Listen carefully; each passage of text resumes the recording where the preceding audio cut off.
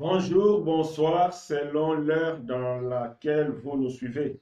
Que Dieu soit béni pour ce moment merveilleux dans sa présence, pour écouter sa parole, pour notre édification dans le Seigneur. Donc, nous allons prier pour demander au Seigneur de nous assister, parce que c'est lui seul qui sauve, c'est lui seul qui enseigne, c'est lui seul qui dispose les cœurs. Nous allons maintenant élever notre voix pour demander son assistance. Merci pour ta grâce. Merci pour ton amour. Merci pour ton assistance. Aujourd'hui, nous avons besoin de toi. Nous avons besoin de toi parce que c'est toi qui connais nos besoins. C'est toi qui connais nos faiblesses. C'est toi qui connais qu'est-ce qui ne marche pas dans nos vies. C'est toi aussi qui es la réponse. C'est toi aussi qui as la réponse. D'une manière personnalisée, parle à chacun de nous d'une manière vraiment appropriée. Prédication soit utile dans notre marche chrétienne. Merci de prendre le contrôle. Merci de tout diriger dans le nom puissant de Jésus-Christ. Amen. Amen. Donc, notre message d'aujourd'hui aura comme titre « Mon peuple périt faute de connaissance ». C'est l'un des versets les plus populaires que nous récitons ou bien nous voyons écrit par-ci, par-là. « Mon peuple périt faute de connaissance ». Donc, sans plus tarder, nous allons prendre nos Bibles parce que j'avais demandé que chacun de nous ait sa Bible parce que c'est important. La Bible est un bloc-notes pour écrire, pour la connaissance. Donc, nous sommes là pour la connaissance. Donc, nous allons prendre nos Bibles. Donc, moi, je vais utiliser mon PC comme je n'ai pas de lunettes. Donc, nous allons prendre nos Bibles.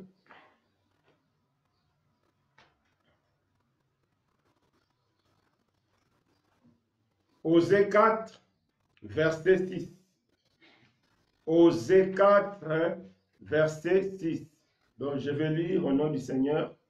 Oui, mon peuple périt faute de connaissance, parce que vous, le prêtre, vous avez rejeté la connaissance. Je vous rejetterai, et vous ne serez plus mes prêtres. Vous avez oublié la loi de votre Dieu. Moi aussi, à mon tour, j'oublierai vos enfants. Amen. Donc ici, Dieu s'adresse à son peuple.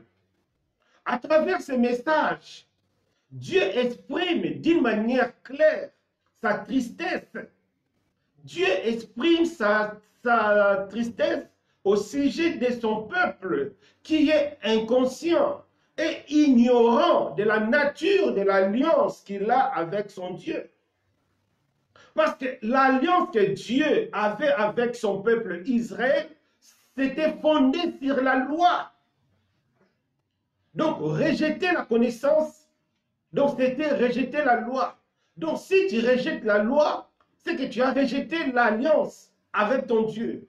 Si tu as rejeté l'alliance avec ton Dieu, c'est que tu as rejeté Dieu. C'est que tu as rejeté la puissance de Dieu. Donc, tu as aussi rejeté la promesse de Dieu. Donc, tu as rejeté la terre promise. Parce que nous connaissons tous que Israël a quitté l'Égypte pour entrer dans la terre promise, la terre que Dieu avait promis à ses ancêtres Abraham, Isaac et Jacob. Mais pour qu'Israël puisse prendre possession de cette terre, Israël devait demeurer dans l'alliance avec son Dieu. Et cette alliance était fondée sur la loi. Donc, quand le peuple a rejeté la loi de l'Éternel, donc le peuple a rejeté aussi la promesse. C'est pourquoi Dieu dit, mon peuple périt faute de connaissance. Donc c'est important. Donc ignorer la loi de Dieu, c'était ignorer la personne de Dieu. Donc c'est important, mes bien-aimés. Donc à travers ces messages, Dieu nous parle aussi d'une chose très importante. Ici, si on a bien compris, que Dieu lie sa personne à la connaissance. Donc, Dieu lie sa personne à la parole. Mon peuple périt faute de connaissance. Donc, si vous rejetez la connaissance, moi aussi je vais vous rejeter. Donc, Dieu lie la connaissance avec sa personne. C'est-à-dire, rejeter la connaissance équivaut à rejeter Dieu. C'est pourquoi il a dit, mon peuple périt faute de connaissance. Parce que mon peuple me rejette. Parce que mon peuple rejette son Dieu. Donc, le peuple rejette aussi toutes les promesses de Dieu. Donc, le peuple périra. Il ne touchera pas la terre promise. Parce qu'il a rejeté la connaissance. Donc, c'est important. C'est la même pensée que le Seigneur nous explique dans Matthieu 26, 23 à 33. Donc, Matthieu 26, 23 à 33. Ici, c'était le Seigneur avec les Sadducéens. Donc, on va prendre nos Bibles. Matthieu 22, 23 à 33. Non, plus. Matthieu 26. Non, Matthieu 22.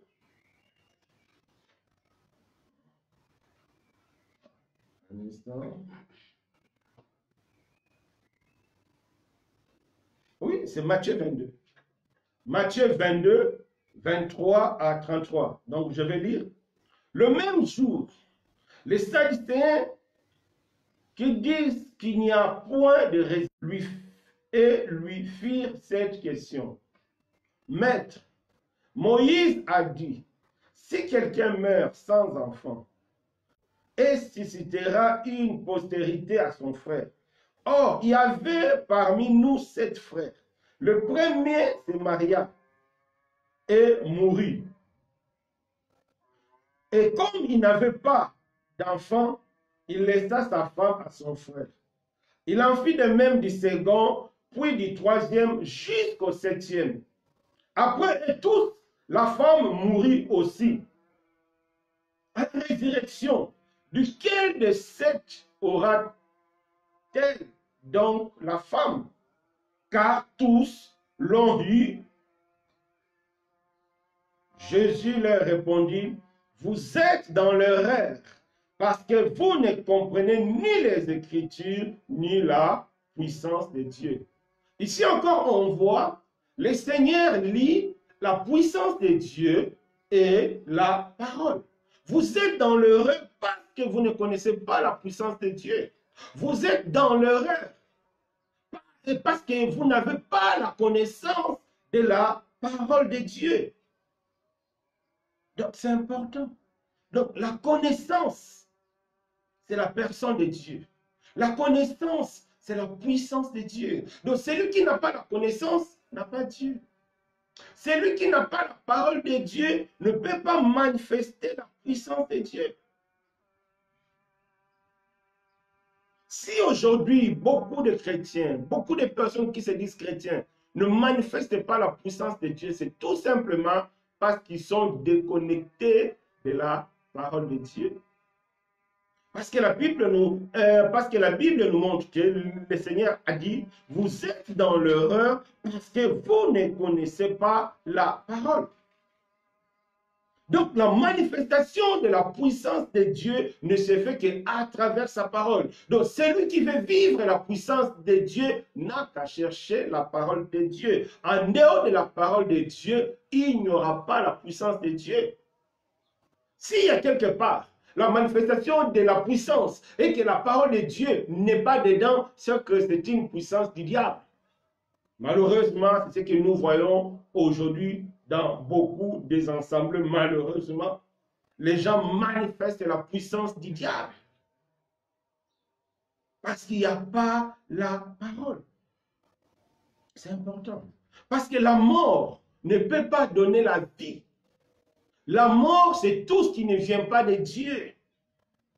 Si tu as une parole qui ne vient pas de Dieu, si tu as une parole qui n'est pas fondée dans les Écritures, et que cette parole donne les fruits, c'est que le fruit-là vient du diable.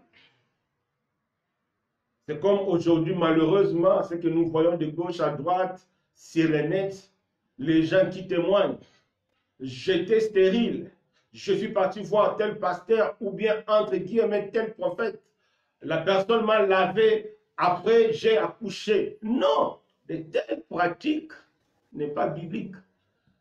La puissance qui a donné dans cet enfant ne vient pas de Dieu, parce que la parole de Dieu n'autorise pas de telles pratiques.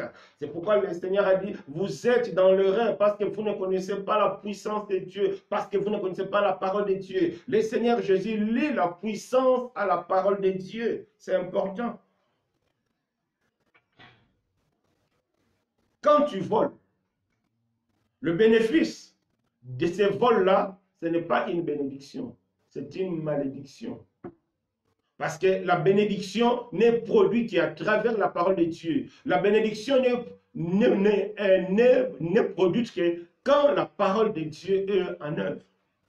Quand tu mens, le bénéfice de ces mensonges-là, c'est une malédiction.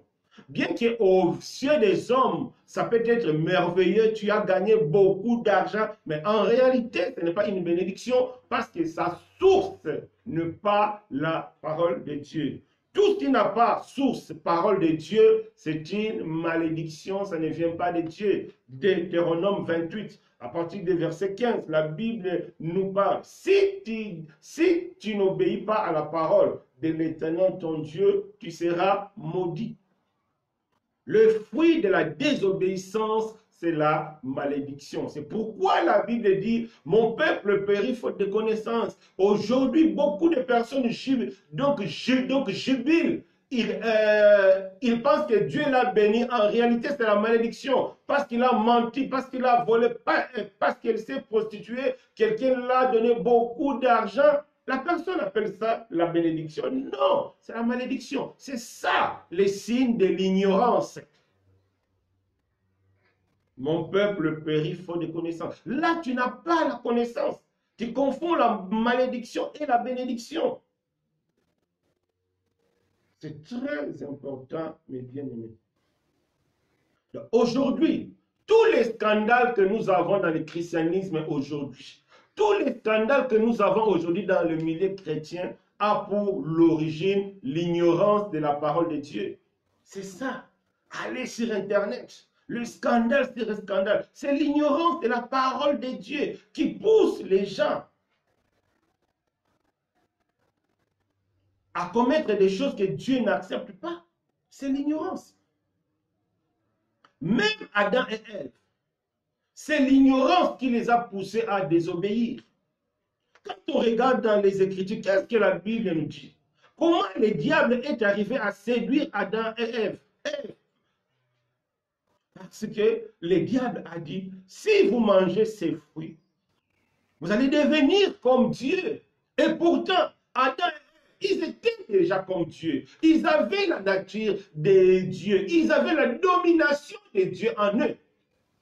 Mais Ève était séduite. Pourquoi? Parce qu'elle était ignorante de sa nature, qu'elle avait déjà la nature de Dieu. Mon peuple périt faute de connaissance. Et le diable a profité de cette ignorance d'Ève, donc parce qu'elle avait ignoré qu'elle avait la nature de Dieu, le diable l'a séduit et l'a trompé. Et conséquence, c'est ce que nous voyons aujourd'hui. Le diable a détruit la nature de Dieu qui était en eux. C'est ça, le diable. C'est-à-dire, le diable ne vient pas pour ajouter quelque chose de nouvel dans notre vie, non. Le diable vient pour voler, pour détruire, pour égorger. Mais comme c'est un menteur, il te fait croire que non, c'est pour ton bien, c'est pour ton intérêt. Non, c'est pour détruire ton âme. Et l'ignorance nous fait oublier la valeur de notre âme. Des fois, on se laisse tromper par le diable. On se laisse conduire dans le péché. Et le diable profite pour détruire notre âme. Parce que le péché détruit notre âme. Le péché détruit notre relation avec Dieu. C'est pourquoi le Seigneur a dit dans Matthieu 16, verset 28, qu'est-ce que l'homme peut donner en échange de son âme? C'est lui qui a la connaissance, connaît la valeur de son âme. Mais celui qui n'a pas la connaissance ne connaît pas la valeur de son âme. C'est pourquoi beaucoup bradent leur âme en échange avec le plaisir du monde, en échange avec le plaisir de la chair. Certaines personnes livrent leur âme à Satan. Nous devons faire très attention. C'est pourquoi aujourd'hui le Seigneur nous rappelle que l'ignorance nous fera périr. Mon peuple détruit faute de connaissance. Donc nous devons chercher la connaissance pour garder notre âme dans le Seigneur. Nous devons chercher la connaissance pour garder notre relation dans le Seigneur. C'est important. Sinon, nous serons séparés de lui. Le diable va nous tromper comme il a trompé Ève. Et conséquence, ils étaient séparés de Dieu, Adam et Ève, à cause de cette ignorance que Ève ne savait pas qu'elle avait déjà la nature de Dieu. On voit là où l'ignorance peut nous conduire. Aujourd'hui, beaucoup de personnes qui se disent chrétiens, ils sont ignorantes de la nature de Christ qui est en eux.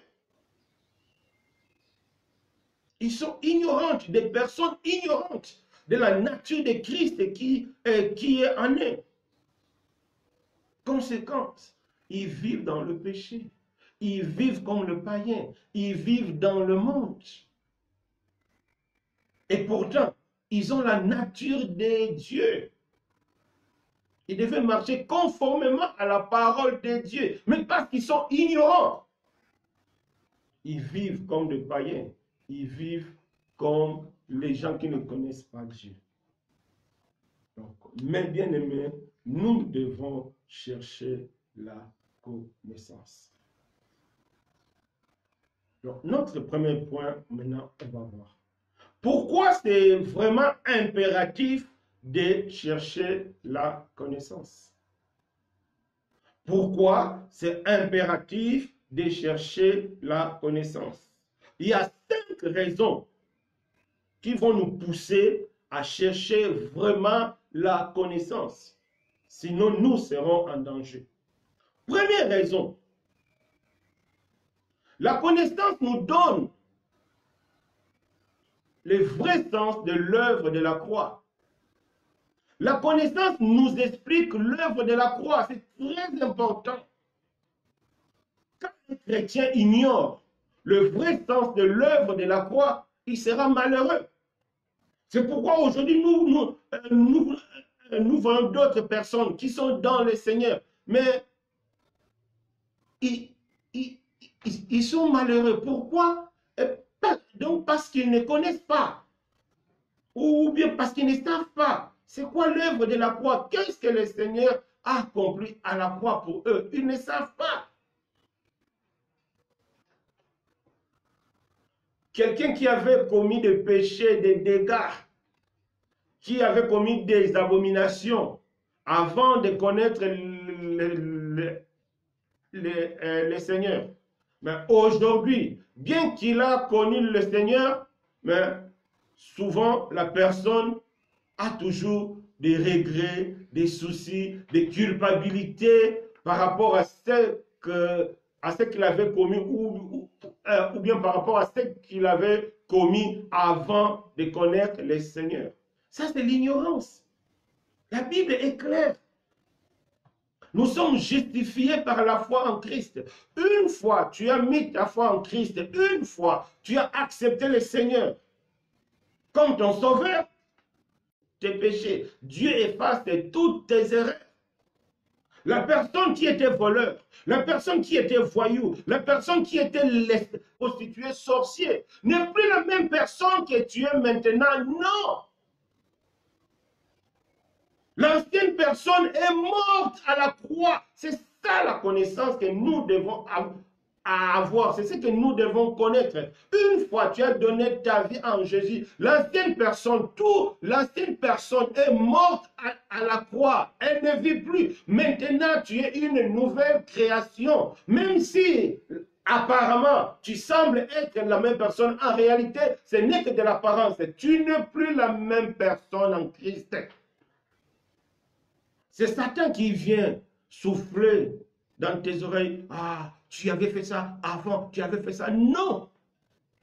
Il n'y a plus de culpabilité. Il n'y a plus de condamnation à ceux qui sont en Christ. C'est important, mes bien-aimés.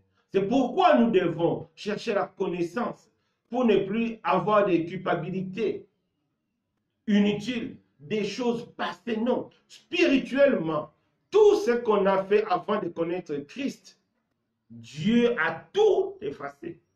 Rien n'existe devant Dieu. Pour Dieu, nous sommes de nouvelles personnes. C'est ça le bénéfice de la croix. C'est ça le bénéfice de la connaissance de l'œuvre de la croix. Parce que Christ a payé pour toi. Parce que Christ est mort pour toi.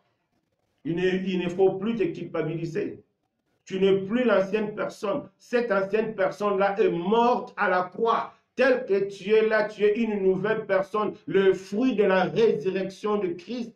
Ma soeur, mon frère, tu ne devais plus avoir de culpabilité.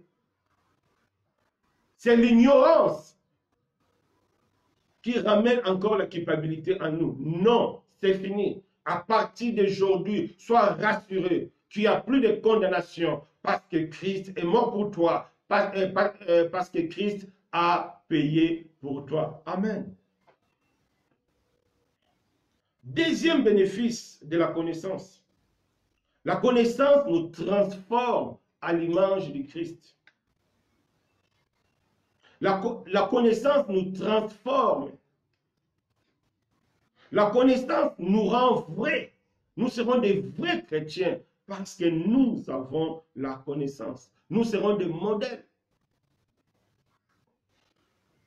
Parce que la connaissance transforme. La connaissance renouvelle notre intelligence. La connaissance renouvelle notre sagesse. Nous aurons maintenant la sagesse de Dieu. C'est pourquoi nous devons chercher la connaissance. Parce que la connaissance se transforme. Il passait comme de la boue à cause de l'excellence de la connaissance du Christ. La connaissance de la parole de Dieu, c'est ça aussi la connaissance du Christ. Parfait aux yeux de l'Éternel. Nous transforme, nous donne la force nécessaire. Un chrétien qui prétend avoir la connaissance, mais qui vit toujours comme quand il était païen, il y a un souci, c'est qu'il n'a pas la connaissance. Parce que la connaissance transforme. Paul a été transformé par l'excellence de la connaissance du Christ. Quiconque a la vraie connaissance de Dieu, quiconque a la connaissance de la vérité, sa vie sera transformée. Si tu n'es pas transformé, il faut bien te poser des questions. Mon peuple périt faute de connaissance. C'est que tu n'as pas encore eu la connaissance. Et après, on verra comment faire pour avoir la connaissance et j'espère que Dieu t'aidera. Troisième raison. Pourquoi devons-nous avoir impérativement la connaissance? Parce que la connaissance nous donne l'assurance du salut, l'assurance de l'enlèvement. C'est lui qui a la connaissance est sûr que Christ a payé pour lui, est sûr qu'il n'y a plus de condamnation, il est sûr d'être enlevé. Il est sûr, donc il va dormir tranquille, comme Paul a dit. Vous, mes frères, on n'a pas à vous expliquer. Vous n'avez pas à chercher le temps du Seigneur parce que vous vivez en plein jour. Donc, vous ne serez pas surpris. Donc, celui qui a la connaissance aura l'assurance du salut. Aura l'assurance d'être enlevé. C'est important. Mais celui qui n'a pas la connaissance, il a des doutes. Aujourd'hui, beaucoup de personnes qui se disent chrétiens, ils ont des doutes. Pourquoi ils ont des doutes? Parce qu'il y a des reproches dans leur cœur. Parce qu'ils ne sont pas en bon terme avec Dieu. Pas parce que la Bible dit, c'est l'Esprit de Dieu qui nous convainc que nous sommes enfants de Dieu. Si l'Esprit de Dieu ne te convainc pas que tu es enfant de Dieu, c'est qu'il y a un souci dans ta relation avec Dieu. Alors, il faut chercher la connaissance. Et quand tu auras la connaissance, tu auras l'assurance du salut. Quand tu auras la connaissance, tu auras l'assurance de l'enlèvement. Un vrai chrétien dort tranquille. Donc, quel que soit le temps de l'arrivée du Seigneur, il sera prêt. Pourquoi? Parce qu'il a la connaissance de Dieu. Donc, recherchons la connaissance, le veut. Toi qui n'es pas sûr que tu es sauvé, c'est que tu n'as pas encore eu la connaissance. C'est pourquoi tu n'es pas sûr. C'est pourquoi, parce que tu n'as pas l'assurance. J'espère qu'à travers ces messages, Dieu te aidera à chercher la connaissance. Amen. Quatrième raison qui nous pousse à chercher la connaissance. Parce que la connaissance nous permet à établir des priorités dans notre vie. Dans la vie d'un chrétien, il faut qu'il y ait des priorités. Notre priorité, c'est d'abord de glorifier Jésus. Il faut que Jésus soit glorifié dans notre vie. On ne devient pas chrétien pour devenir riche. On ne devient pas chrétien pour le mariage. On ne devient pas chrétien pour d'autres bénédictions matérielles. Non, ça, ce sont des conséquences de notre appartenance en Christ. Mais notre raison d'être, c'est d'abord de glorifier Christ. C'est lui qui a la connaissance. Il sait que sa vie, c'est d'abord pour glorifier Christ. C'est pourquoi la Bible dit, cherchez premièrement le royaume des cieux, le reste, Dieu nous donnera après. C'est ça la priorité. Donc, celui qui a la connaissance doit avoir cette priorité dans sa vie. Sinon, il y a un souci. Sinon, il y a bel et bien un souci. C'est pourquoi vous voyez des personnes comme Paul, il dit, donc, qui ne fait pas attention à sa vie. Pourquoi? Parce que sa priorité, c'est Christ. Cela ne veut pas dire qu'on va négliger notre vie, non. Mais il y a des priorités. D'abord Christ. Donc je dois tout faire pour soigner Christ dans ma vie avant de soigner mon travail, avant de soigner ma femme et mes enfants. Premièrement, c'est d'abord notre relation avec Christ. Alors ça, c'est le travail de la connaissance. Et si tu as la connaissance, tu feras cela. C'est pourquoi nous devons chercher la connaissance pour établir des priorités dans notre vie chrétienne. Amen. Et dernière raison, pourquoi nous devons chercher impérativement la connaissance, c'est pour éviter d'être conduit par l'esprit d'erreur. Ici, on a vraiment beaucoup de choses à dire. L'esprit d'erreur. Parce que celui qui n'a pas la connaissance de Dieu, il est conduit par l'esprit d'erreur. Donc, on va prendre nos Bibles dans le livre de 1 Jean. Prendre nos Bibles dans le livre de 1 Jean. 1 Jean 4. Non, 1 Jean 4, verset 6. On va lire. Comme j'avais demandé en tout cas que chacun ouvre sa Bible. Donc on va lire ce passage, est très important. Parce que c'est l'esprit d'erreur qui cause des dégâts aujourd'hui dans le milieu chrétien. C'est l'esprit d'erreur qui cause des dégâts aujourd'hui dans la foi chrétienne. C'est l'esprit d'erreur qui cause tous les scandales que nous avons aujourd'hui dans le milieu chrétien. C'est dû à l'esprit de l'erreur. C'est pourquoi nous devons chercher la connaissance pour éviter d'être conduit par l'esprit de l'erreur, pour éviter d'être pris en charge par l'esprit de l'erreur. Donc, nous ouvrons nos Bibles dans 1 Jean 4, verset 6, lisons ensemble. Nous sommes des dieux. C'est lui qui connaît Dieu, nous écoute. L'apôtre Jean a dit, nous sommes des dieux. C'est lui qui connaît Dieu, nous écoute. Donc, c'est lui qui connaît Dieu, écoute la parole de Dieu. Donc, c'est lui qui connaît Dieu a la connaissance. Parce que la connaissance, c'est la parole de Dieu. C'est lui qui connaît Dieu. Continuons. C'est lui qui ne connaît pas, non, celui qui n'est pas de Dieu ne nous écoute pas. Et l'apôtre Jean ajoute, celui qui n'est pas de Dieu ne nous écoute pas. Donc quand quelqu'un n'écoute pas la parole de Dieu, quand quelqu'un n'accepte pas la correction selon la parole de Dieu, c'est qu'il n'est pas de Dieu, c'est qu'il n'a pas la connaissance. Il va périr, c'est pourquoi la Bible dit, mon peuple périt faute de connaissance. C'est qu'il est conduit par l'esprit de l'erreur. Continuez. C'est par là que nous connaissons l'esprit de la vérité et l'esprit de l'erreur. Beaucoup ignorent cette notion. Il y a l'esprit de la vérité, il y a l'esprit de l'erreur. L'esprit de l'erreur a pour mission de nous empêcher de lire la Bible. L'esprit de l'erreur a pour mission d'enlever en nous la soif de la vérité. L'esprit de l'erreur a pour mission de nous rendre fanatiques. C'est pourquoi il y a beaucoup de personnes qui sont fanatiques. Même si tu lui montres la Bible, non, non, non, non. Elle est fanatique ou bien elle est fanatique. Fanatique de son église et fanatique de son pasteur. Quand tu vois une personne comme ça, c'est qu'elle est conduite par l'esprit de l'erreur. Elle est fanatique. Des personnes qui défendent Dieu. Non, on ne défend pas Dieu. C'est comme Paul.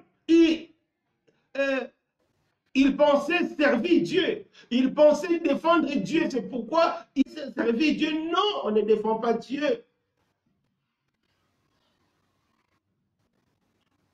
Il y a des personnes, dès que tu parles, tu évoques un sujet de son église ou bien de son pasteur, elle se fâche ou bien il se fâche, il quitte, il devient colérique.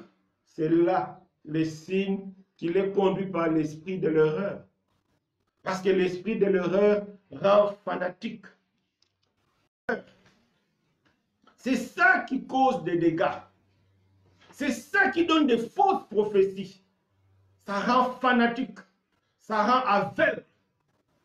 Ça t'empêche de lire la Bible. Ça t'empêche de chercher la vérité. Il y a des gens qui fondent leur foi chrétienne à partir de leurs rêves, de leurs visions ou de la doctrine de leurs assemblées. C'est ça l'esprit de l'erreur. Parce que l'esprit de vérité, c'est l'esprit de Dieu. L'esprit de la vérité a pour mission de nous conduire dans la vérité, de nous ramener que à la parole, rien qu'à la parole. C'est pourquoi le Seigneur lit la puissance et la parole. C'est pourquoi Dieu lit la connaissance à sa personne. Tu as la connaissance de la parole, tu as la connaissance de Dieu. Tu as la parole, tu as la puissance de Dieu. Rien ne peut se faire sans la parole de Dieu. Alors, c'est lui qui est conduit par l'esprit d'erreur. Il abandonne la parole de Dieu, mais il voit l'environnement. Hier, j'étais choqué, vraiment choqué. Si nous sommes là, c'est pour l'édification des saints. Hier, je suis tombé sur une vidéo. Et cette vidéo, on parlait de l'église de Tibi Joshua. Pour moi, c'est un faux. À la lumière des Écritures. C'est pour aider certaines personnes à réaliser. Il y a quelque chose de bizarre. Écoutez-moi bien, mes bien-aimés dans le Seigneur.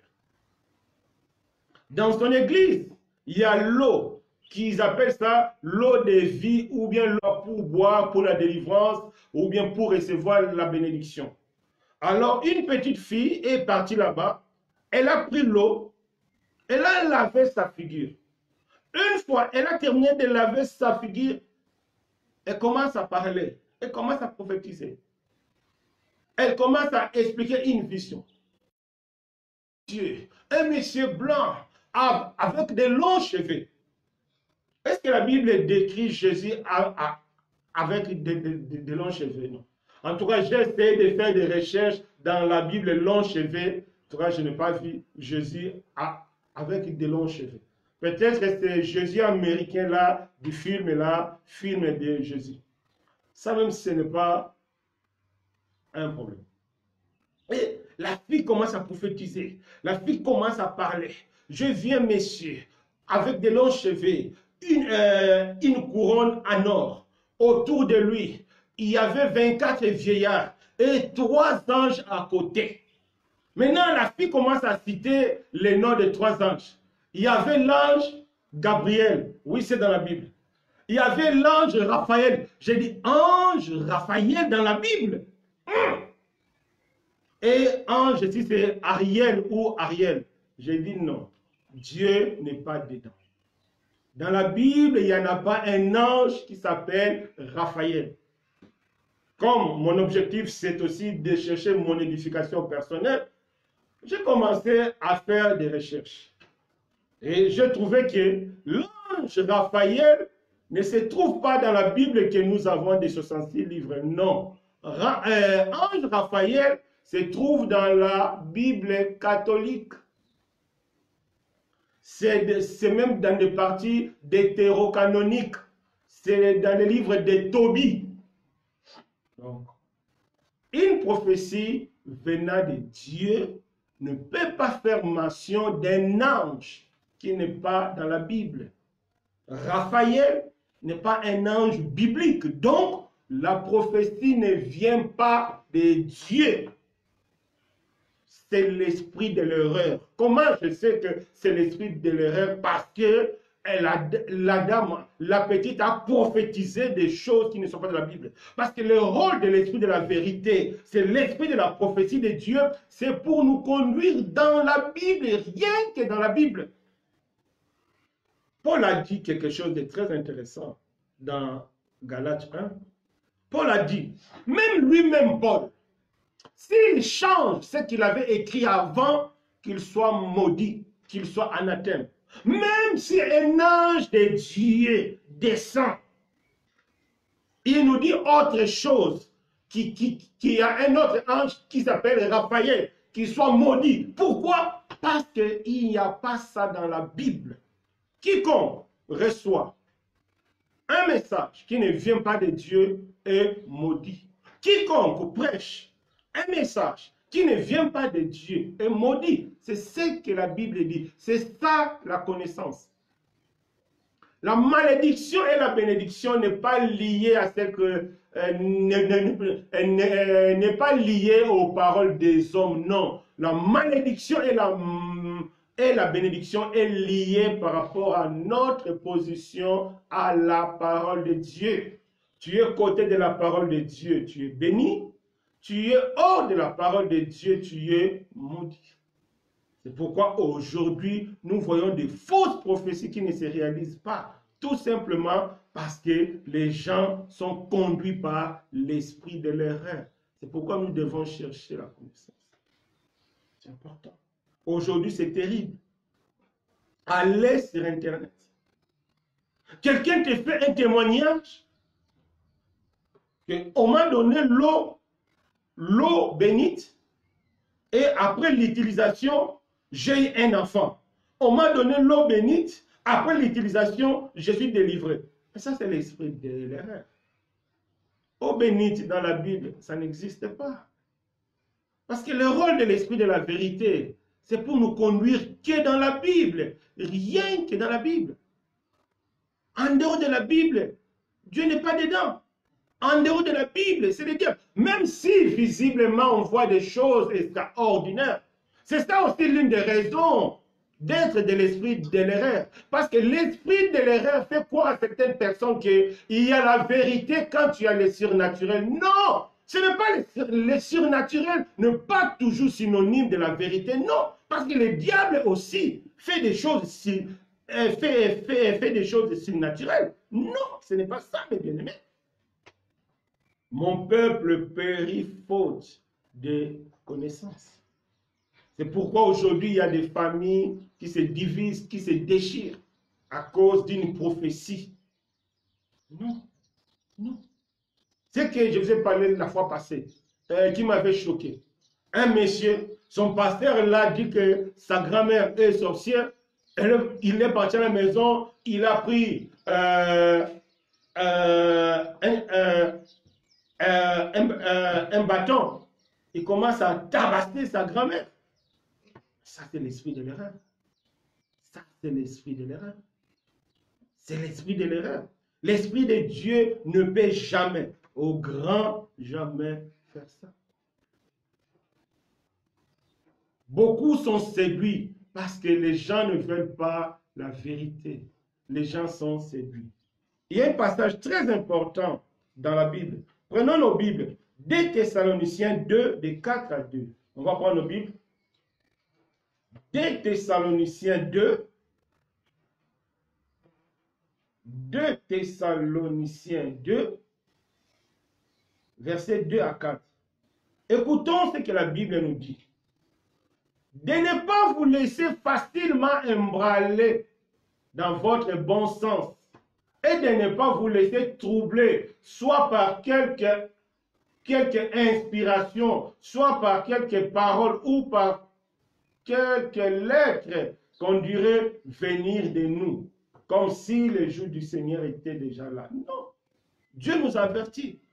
Nous ne devons pas être ébranlés de notre bon sens. Ce n'est pas parce qu'il y a manifestation, ce n'est pas parce que les gens tombent, ce n'est pas parce qu'il y a des prophéties, il y a pas là de gauche à droite que Dieu est là. Non, Dieu n'est là que quand l'assemblée ou bien quand la pasteur prêche la vérité. La vérité prêche la vérité. La vérité, c'est ce qui est écrit. Après, on verra c'est quoi la vérité. C'est important. L'esprit de l'erreur. C'est lui qui a l'esprit de Dieu. Il a la capacité de détecter directement. Ça, c'est l'esprit de l'erreur. Hier, j'ai écouté encore une prophétie. Un pasteur qui prophétise pour son pays. Il dit que Dieu l'a dit, je crois, au mois de septembre. Un musicien païen va mourir. Et moi, je me demande. Un musicien païen va mourir au Congo. L'église gagne quoi dans ça? L'église gagne quoi dans ça? Non. L'église gagne quoi? Ça, ce n'est pas l'esprit de la prophétie biblique. Parce que l'esprit de la prophétie biblique, c'est pour l'édification. C'est pour nous ramener à craindre Dieu. Si le pasteur avait dit que non, Dieu m'a dit qu'un musicien, on va l'avertir, il va refuser. On va le prêcher, il va refuser. Après, il va mourir, c'est telle personne. Ah! Là, quand la personne va mourir, tout le monde saura que, ah, il est mort. Parce qu'il avait refusé d'écouter les avertissements de Dieu. Ça, c'est l'édification. Mais toi, tu prophétises seulement que non, Dieu m'a dit, un musicien du monde va mourir. L'église va gagner quoi dans la mort d'un musicien de mort? Tu vois de telles prophéties. Tu vas voir beaucoup de commentaires en esprit de l'erreur. Les gens ne vérifient pas ça. Les gens n'ont pas la logique de Dieu. Les gens ne sont pas conduits par Dieu. Quelqu'un qui est conduit par Dieu et quelqu'un qui n'est pas conduit par Dieu. Un cas pratique. Prenons nos Bibles, mes bien-aimés. C'est dans le livre de 2 Chroniques. Un cas pratique. Livre de 2 Chroniques. 2 Chroniques, quoi, 18.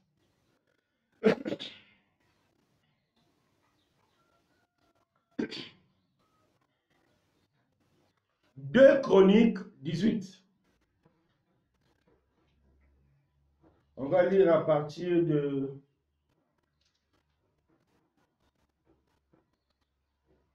On va lire à partir de verset 3. 2 Chroniques 18, à partir de verset 3.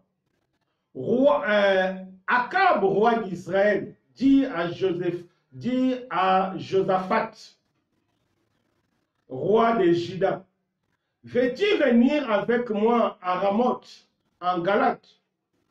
Josaphat lui dit, moi comme toi, Mon peuple comme ton peuple, nous irons l'attaquer avec toi. Puis Josaphat dit au roi d'Israël, consulte maintenant, je te prie, la parole de l'Éternel.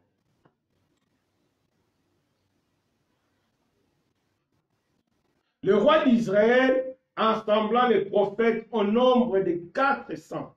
Mes bien-aimés, écoutons bien ces passages.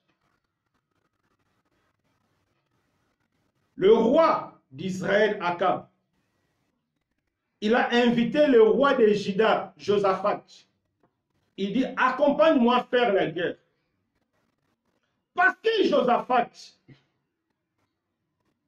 craignait Dieu, aimait Dieu. Il était conduit par l'Esprit de Dieu.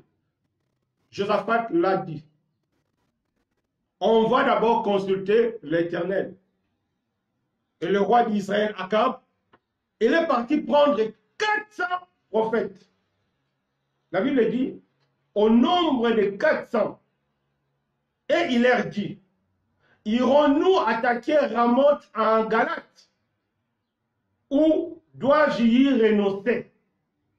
Donc, le roi Akab a posé la question aux 400 prophètes. Maintenant, nous voulons connaître la pensée de Dieu. Est-ce que nous allons attaquer Ramoth ou bien nous allons laisser? Écoutons maintenant les prophètes. Les prophètes y répondirent, monte, et Dieu la livrera entre les mains du roi.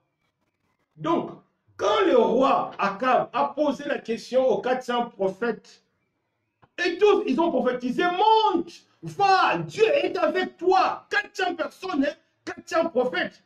Mais, écoutons le verset 6. Mais, Josaphat dit, il n'y a plus ici aucun prophète de l'Éternel par qui nous puissions le consulter. Je ne sais pas si vous avez compris ce qui s'est passé là-bas. Le roi Akab a fait sortir 400 prophètes. Il a posé une question.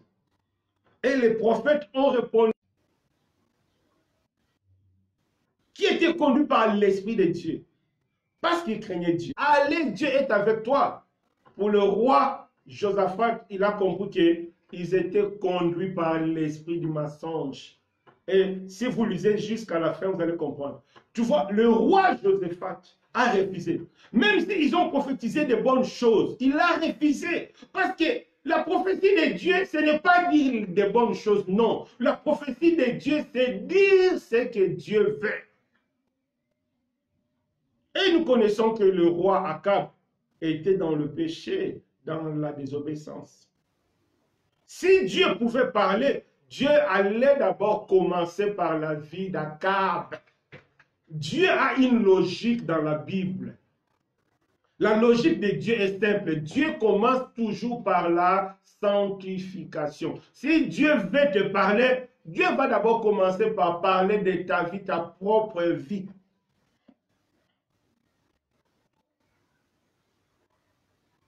Même pour un prédicateur, quand tu prêches, il faut que cette parole soit d'abord dans ta vie. En tout cas, c'est ce que moi je fais. Moi, mes prédications sont aussi mes sujets de prière. Donc, on avait prêché être agréable à Dieu. C'est mon sujet de prière. Je prie toujours, Seigneur, je veux être agréable à toi. Donc, quand je prêche quelque chose, je fais de cette prédication-là le sujet de ma vie, le sujet de mes prières. Parce que Dieu va commencer d'abord par moi. Dieu commence d'abord par la sanctification.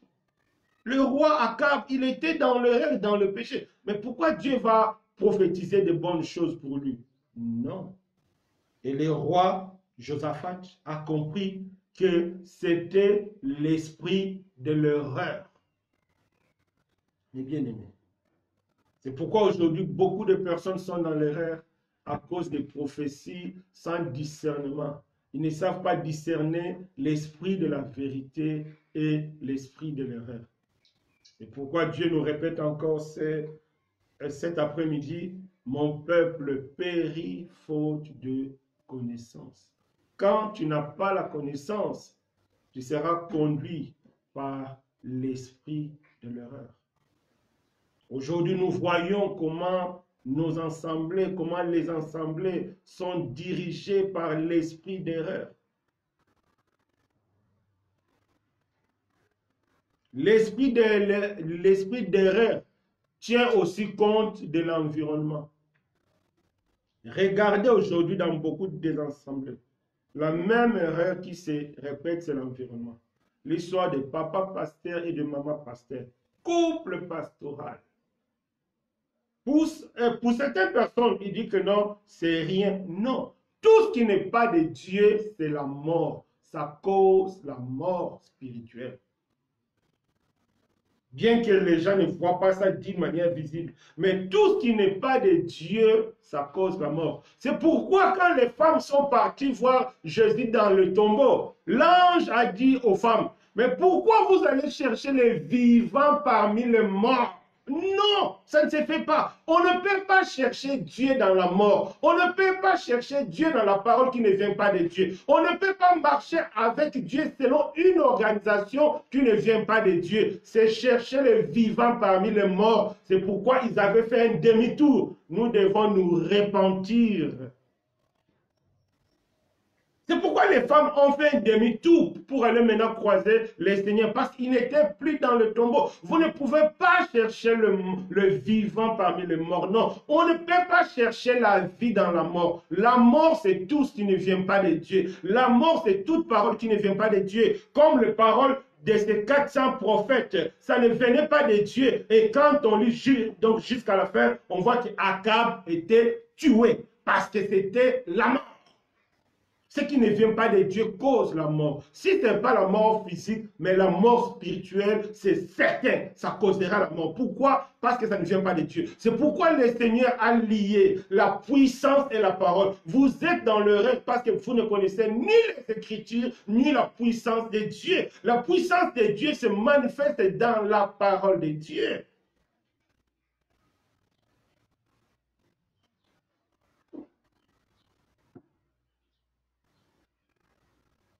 Un jour, j'étais avec un frère et je parlais d'une sœur. Maintenant, le frère m'a dit, tant qu'elle, celle-là, elle ne va pas quitter le concubinage, moi, je ne veux rien écouter. Oui, le frère avait raison. Parce que tu ne peux pas prophétiser. Quand tu vis pleinement dans l'impudicité, tu vas prophétiser. C'est l'esprit de l'erreur qui viendra prophétiser en toi. Ce n'est pas l'esprit de Dieu. C'est pourquoi le Seigneur dit, quand tu as ton offrande devant l'autel, et que tu te souviens que tu as un problème avec un frère, laisse d'abord ton offrande, va arranger. C'est ça l'esprit de Dieu. L'esprit de Dieu commence toujours par arranger. Même moi dans ma vie, plusieurs fois j'ai arrêté de prier. Pourquoi? Parce que je me reprochais. Je devais d'abord arranger avant de continuer à prier. C'est lui qui est vraiment conduit par l'Esprit de Dieu. S'il est conscient qu'il est dans le péché, qu'il a fait quelque chose qui n'est pas bon devant Dieu, il ne va pas prier à l'aise. Non, ça c'est faux. Ou bien on n'a pas le même Saint-Esprit. Non, ce n'est pas possible. Ce n'est pas possible. C'est lui qui est conduit par Dieu. S'il a quelque chose dans sa vie qui ne marche pas, il ne pourra pas prier. Il faut qu'il résolve ça. C'est ce que le Seigneur nous dit. Il va laisser son offrande, il va d'abord arranger. C'est important. Quand Dieu est venu pour donner la parole à Moïse, Dieu a constaté que Moïse n'avait pas obéi à la loi de faire circoncire son fils. Qu'est-ce que la Bible dit? Dieu allait tuer Moïse. Heureusement que sa femme était prudente. La femme de Moïse, j'ai oublié le prénom. Et la femme a pris le couteau et il a accompli l'acte de la circoncision. C'est pourquoi Dieu, la colère de Dieu était apaisée. Que personne ne nous trompe.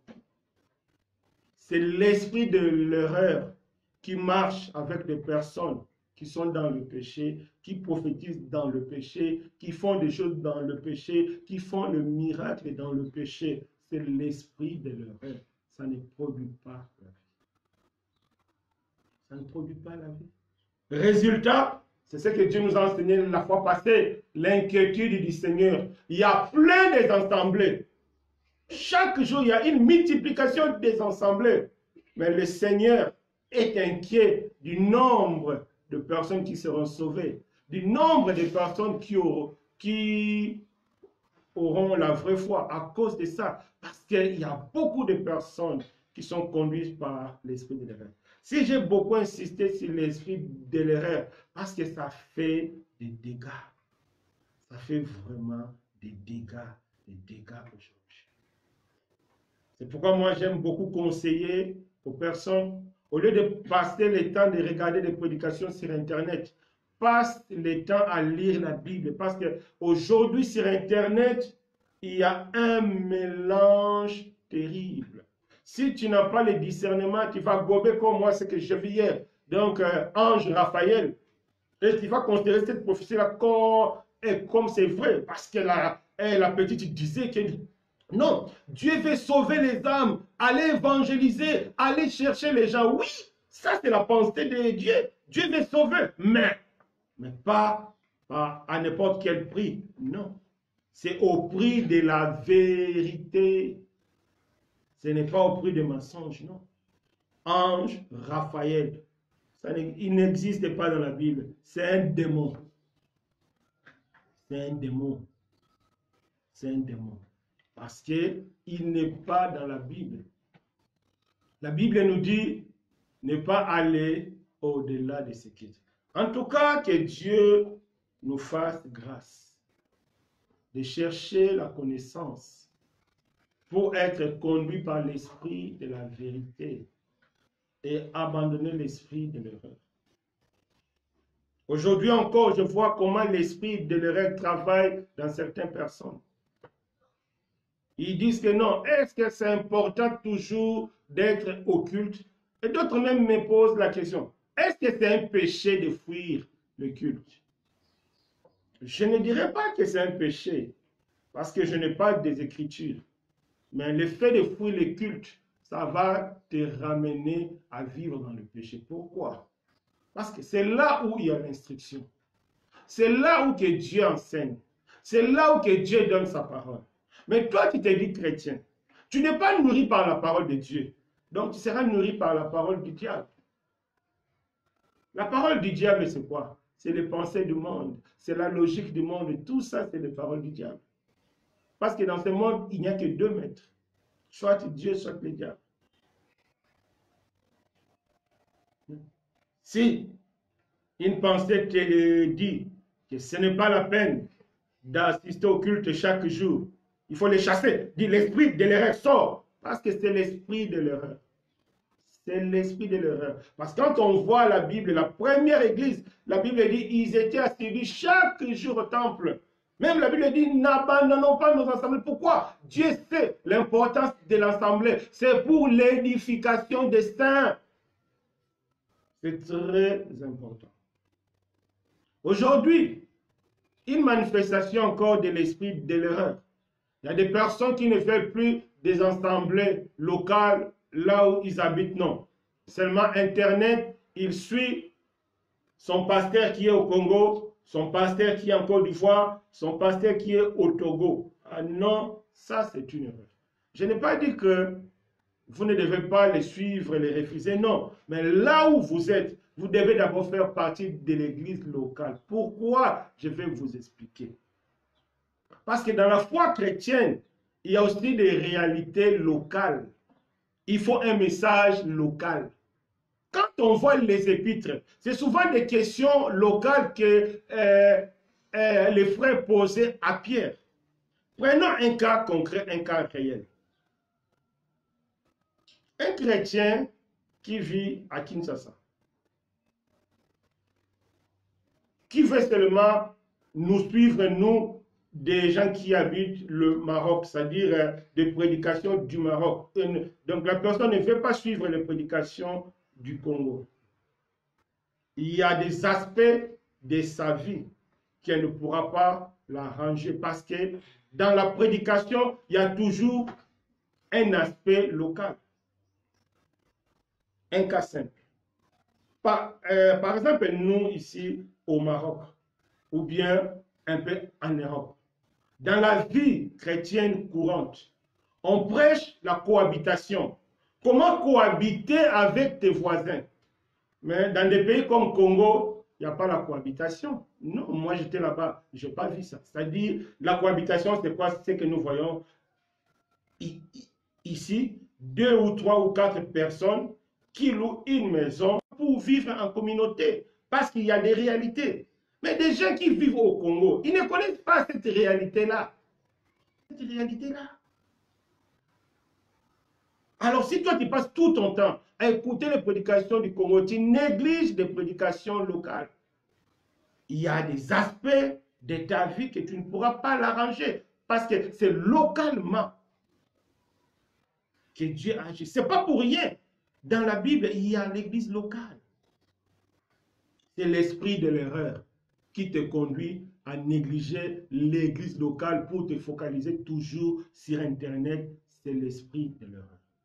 Mes bien-aimés, restons dans ce qui est écrit. Amen. Maintenant, pour terminer, c'est quoi la connaissance?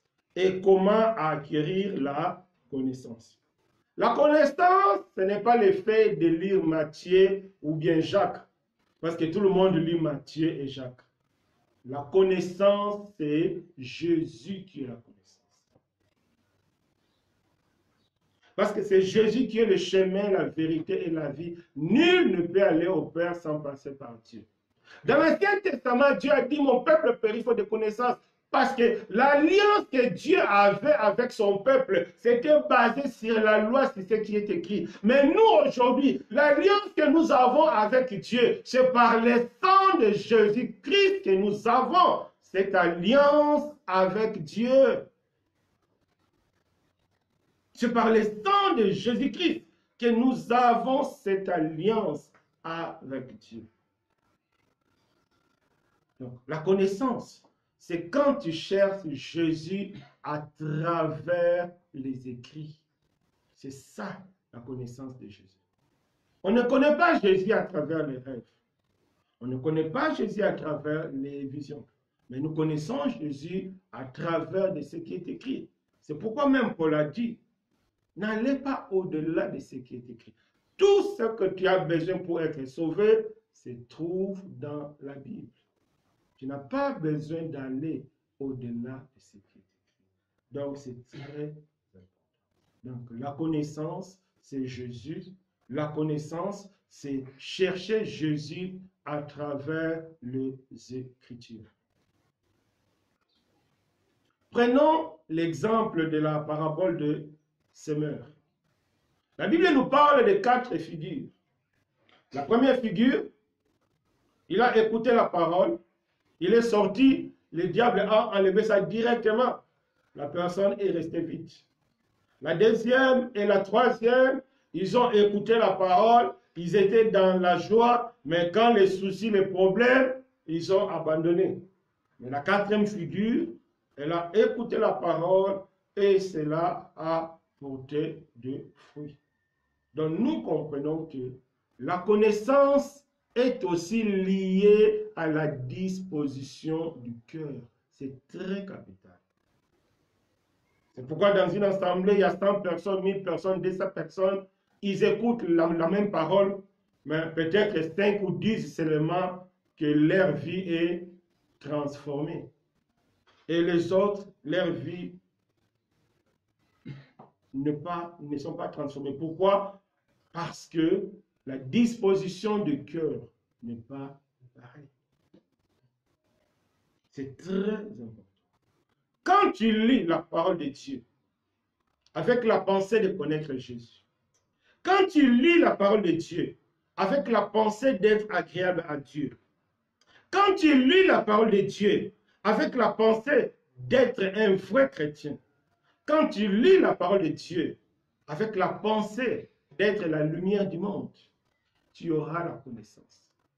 Cette connaissance va te transformer. Pourquoi? Parce que ton cœur est disposé à recevoir Jésus. Parce que ton cœur est disposé à être transformé par la parole. La parole ne transforme que quand le cœur est disposé.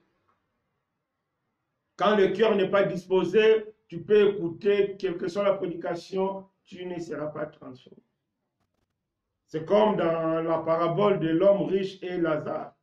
L'homme riche a dit à Abraham, envoie Lazare là-bas, peut-être quand tu vas voir un mort, donc ils vont dire que est ressuscité, c'est que c'est Dieu, ils vont écouter. Abraham a dit, là, non, ils ont le prophète à parole. Si quelqu'un néglige la parole de Dieu, même si Dieu lui-même descend, ils ne vont rien écouter. On a vu avec les pharisiens. Jésus qui est Dieu, qui est le Fils de Dieu, qui est la représentation de la divinité de Dieu. Les pharisiens n'ont pas écouté parce que leur cœur n'était pas disposé. Donc, la connaissance dépend de la disposition du cœur. Si ton cœur n'est pas disposé, tu n'auras pas la connaissance. Donc tu n'auras pas Jésus. Jésus ne va pas agir dans ton cœur. Tout ce que tu écoutes, le diable vient enlever. C'est pourquoi ça ne produit pas de fruits. Parce que la parole de Dieu, c'est une sémence. La mission de la sémence, c'est de produire la vie. C'est ça la sémence. Quand tu prends le maïs ou bien l'arachide, tu plantes ça quelque part. Si la terre est bonne, ça va donner la plante. C'est ça la mission de la sémence, c'est pour donner la vie. Mais toi qui écoutes la parole de Dieu, des années et des années tu écoutes la parole de Dieu, mais ta vie ne change pas. C'est qu'il y a un problème. C'est que ton cœur n'est pas disposé. C'est pourquoi tu n'as pas la connaissance. Ton cœur n'est pas disposé. C'est pourquoi la parole ne réside pas en toi. Parce que la Bible dit, ce n'est pas la peine qu'un homme puisse enseigner un homme. Moi-même, je graverai la parole dans leur cœur. C'est ça le Saint-Esprit. C'est le Saint-Esprit qui nous transforme. C'est le Saint-Esprit qui nous donne vie. Quand notre cœur est disposé, le Saint-Esprit vient, il donne la vie. C'est pourquoi c'est vraiment bizarre aujourd'hui. Tu trouves un frère ou bien une sœur qui volait avant de devenir chrétien, qui fourniquait avant de devenir chrétien, qui se prostituait avant de devenir chrétien. En devenant chrétien, il continue ou bien elle continue dans la même vie. Ça, c'est une éventualité impossible. Dieu n'a pas prévu ça. Dieu n'a pas prévu ça dans la parole. C'est que la parole de Dieu n'est pas encore entrée dans ta vie. Tu n'as pas encore la connaissance. Tout simplement parce que ton cœur n'est pas encore disposé. C'est pourquoi aujourd'hui, il y a trop de désordre dans le milieu dit chrétien, des scandales sexuels, des scandales de tout genre de scandales. Tout simplement parce que les gens n'ont pas encore Jésus dans leur cœur. Les gens, leur cœur n'est pas encore disposé pour recevoir la sémence de vie. Leur cœur n'est pas encore disposé pour recevoir la connaissance qui transforme. Que Dieu nous fasse grâce. Mon peuple périt faute de connaissance. Donc, pour recevoir la connaissance, il faut disposer ton cœur. Lis la Bible pour connaître Jésus. Lis la Bible pour devenir un vrai chrétien. Lis la Bible pour devenir un instrument de Dieu. Quand tu lis la Bible, ton cœur est disposé à être vrai devant Dieu. Et tu verras, tu seras transformé. Et tu verras, Dieu va te convaincre du péché, de justice et de jugement. Tu vas laisser. C'est le Saint-Esprit qui nous rend propres. C'est le Saint-Esprit qui nous nettoie. C'est le Saint-Esprit qui nous donne la force. Et pour que le Saint-Esprit agisse dans ton cœur, il faut qu'il trouve un cœur disposé, un cœur prêt à le recevoir. Aujourd'hui, tout peut changer si tu le désires. Paul, il était un voyou spirituel. La femme samaritaine vivait en concubinage, vivait en fornication. Nicodème, il était un religieux. Zachée, il était un voleur. Il volait l'argent de l'État. Mais les jours, ils ont croisé Jésus-Christ. Et ils avaient disposé leur cœur d'écouter Jésus. Leur vie était transformée.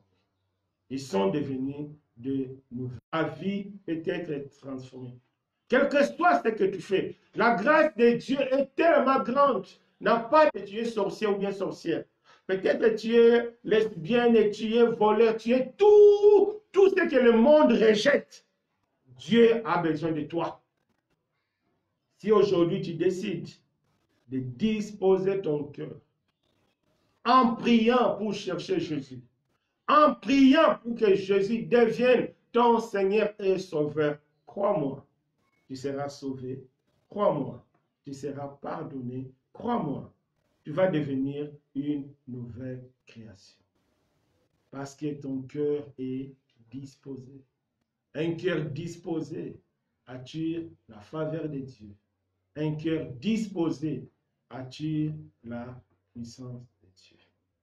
Mon peuple périt faute de connaissance. La connaissance, c'est Jésus. La connaissance, c'est chercher Jésus à travers les Écritures.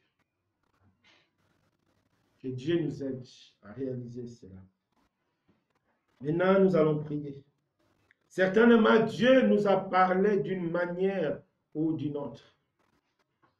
Si Dieu a parlé, c'est que Dieu a vu qu'en toi, il y a des choses à changer.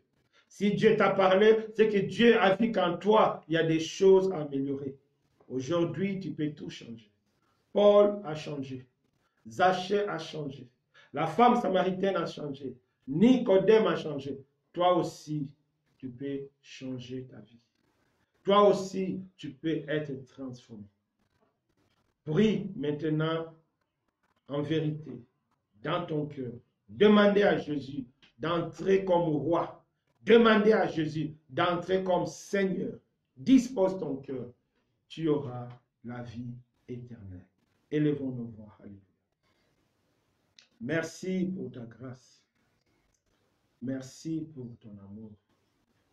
À travers ces messages, tu nous as montré la clé de te connaître. C'est la connaissance de Jésus. Nous devons disposer nos cœurs. Je t'en supplie, ô Dieu. Aide-nous à disposer nos cœurs. Aide-nous, Seigneur, à disposer nos cœurs, à te recevoir, à recevoir ta faveur. Tu connais nos fautes, tu connais nos erreurs, mais tu as envoyé ton Fils parce que nous sommes pécheurs. Tu as envoyé ton Fils parce que nous sommes dans l'erreur. Tu as envoyé ton Fils parce que tu as vu notre état de péché. C'est pourquoi Jésus-Christ est venu. Merci Seigneur pour ta vie, pour ta grâce.